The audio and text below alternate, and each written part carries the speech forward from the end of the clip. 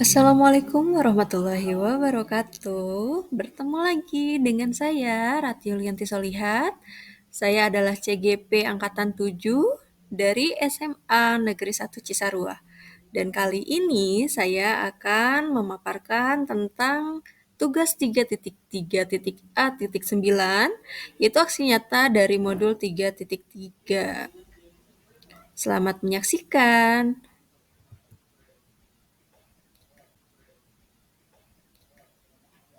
Nah, yang pertama adalah tentang tujuan pembelajaran khusus. Tujuan yang pertama, CGP dapat menjalankan tahapan B atau buat pertanyaan, dan A atau ambil pelajaran berdasarkan model prakarsa perubahan Bagja yang telah dibuat sebelumnya pada tahapan demonstrasi kontekstual dalam sebuah aksi nyata. Kemudian, tujuan yang kedua, CGP membuat dokumentasi pelaksanaan tahapan yang telah dijalankan tersebut.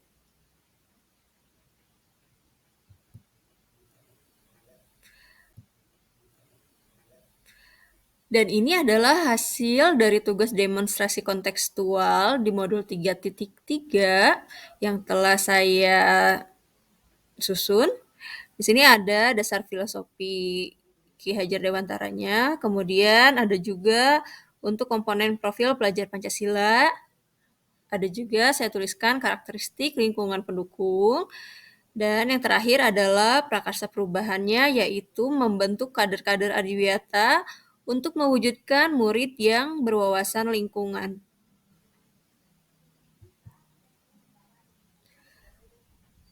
Dalam tahapan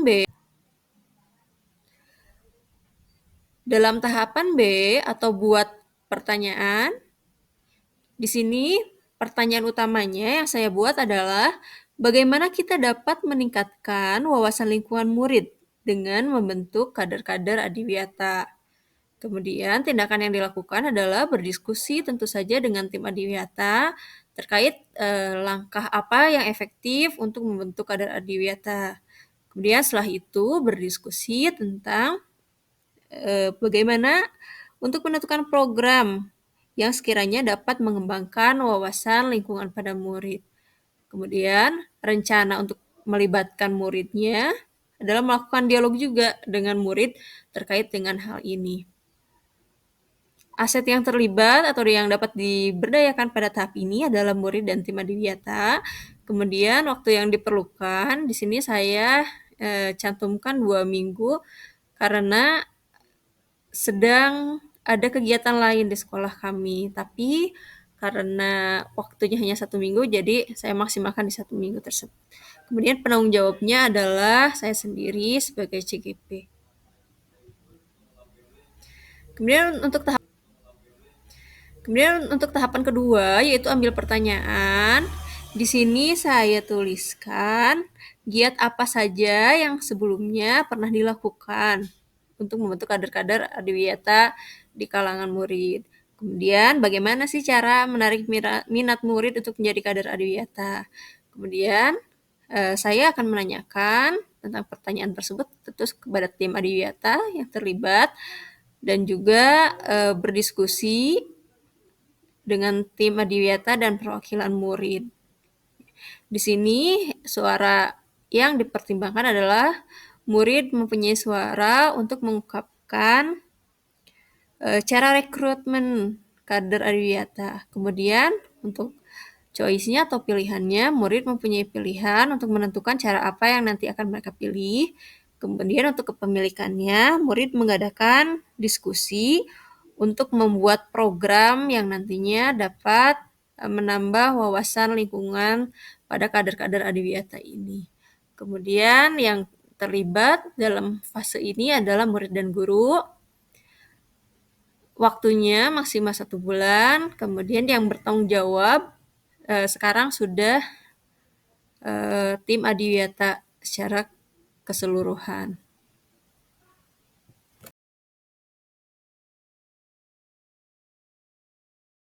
Bapak, Assalamualaikum. Salam. Udah ganggu lagi ya? Izin ya Pak, Bapak kan sebagai pencetus tim adiwiyata sekaligus Polsek yang paling apa ya, paling eksis ya. Kalau di Gergulung. Izin Pak, ini mau koordinasi Pak. Saya kan mengadakan program ingin membentuk kader adiwiyata. Nah, hari ini saya ingin memaparkan sedikit sekaligus minta izin dan barangkali mudah-mudahan ada saran dari Pak Iman ya Pak. Jadi latar belakangnya kenapa dibentuk, karena seringkali kita ada gebiar-gebiar kebersihan atau perlombaan kebersihan atau giat-giat kebersihan yang kadang cuma musiman gitu Pak. Ya. Seperti yang saat ke provinsi sebelum berdag, bersih-bersih segala macam. Tapi efeknya setelah itu pasti ada aja sih yang nyangkut Pak ya, yang jadi jiwa peduli lingkungannya lebih besar gitu. Tapi kebanyakan saat gebiarnya saja menggema, tapi setelahnya melempem lagi, terutama di siswa. Makanya saya berinisiasi, ini mungkin yang harus diraih adalah pemahamannya dan secara hati gitu ke siswa. Sehingga saya berpikir untuk merekrut siswa-siswa ini harus ada influencernya kayaknya di kelas ya, agar ada 1-2 orang yang dia betul-betul sangat peduli lingkungan dan dapat menyebarkan ke rekan-rekannya, dan alhamdulillah kalau bisa ke keluarga dan masyarakat juga. Pak, Bapak kira-kira gimana nih? Ya, kalau berbicara adiwiyata kan, ini kan adiwiyata kan ya?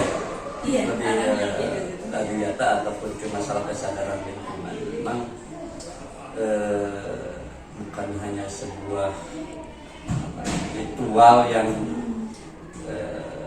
ada sarana A, B, C, D, tapi kesadarannya tidak bukan arahnya ke sana kan. Artinya ketika SMA 1 Cisarua punya 1.280 siswa, kalau digerakkan oleh guru mungkin kalau untuk sifatnya massal bisa saja untuk 1 hari 2 hari, tapi berlangsung aja. Betul tadi harus melibatkan siswanya sendiri melalui kader adiwiyata yang mungkin bisa dibentuk dari perwakilan kelas. Tetapi ketika si kader adiwiyata itu sudah terbentuk sih, kalau saran Bapak yang pertama mungkin brainwash-nya atau memberikan pemahaman terhadap si kader itu harus intens. Di awal itu harus yang mereka yang dibentuk kader itu bukan harus langsung action saja, tapi harus benar-benar dibentuk dulu pemahamannya. Kalau langsung kerja itu nanti jadi bekerja tanpa arah dan pemahaman mereka bahwa konsepnya hanya bersih-bersih. Ketika disuruh mereka hanya bertugas untuk pelaksana. Tapi kalau di awal dikasih pemahaman lebih awal tentang lingkungan, baik dari narasumbernya dari guru atau dari siapapun, itu mungkin mereka akan lebih tumbuh lah. Dan yang kedua yang perlu dibangun adalah rasa bangga atau loyalitas terhadap bahwa mereka tuh bangga sebagai kader ini. Jadi nanti kalau sudah bangga, sudah punya loyal, mereka tidak akan berpikir bahwa ini ketika ada instruksi kerjakan. Jadi mereka tidak hanya menggerakkan ketika kita instruksi. Jadi yang pertama mungkin lebih ke pemahaman. Bisa saja misalkan seminggu pertama atau sebulan pertama itu intens dikasih pemahaman tentang lingkungan khususnya di sekolah.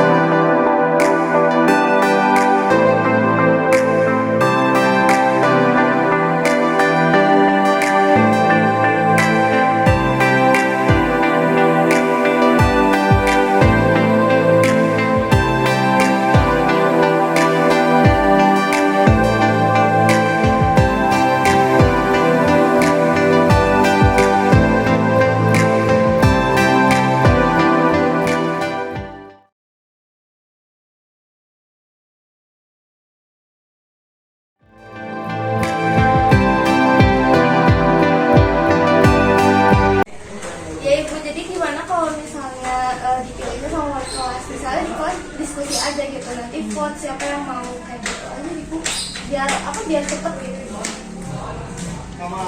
Tapi kalau kayak gitu nanti takutnya ada pihak yang nggak setuju. Gimana kalau misalnya emang kita lihat siapa nih yang berminat untuk mengikuti dan juga memiliki potensi, itu gimana? Oh iya benar sih, benar banget. Kalau pakai wali kelas Kayaknya mending ini deh Bu, kita adakan dulu kegiatan kebersihan selama beberapa minggu, tiap minggunya. Nah nanti saat kegiatan itu dilihat tuh siswa mana aja yang punya ketertarikan, dia bisa menjaga lingkungannya atau enggak. Terus mana juga siswa yang kayak bodoh amatan gitu sama lingkungan tuh. Nah nanti didata udah itu dipilih oleh rame-rame itu buat dijadikan ketua lingkungan di sekolah. Gitu Bu. Gimana? Setuju, itu lebih efektif bisa.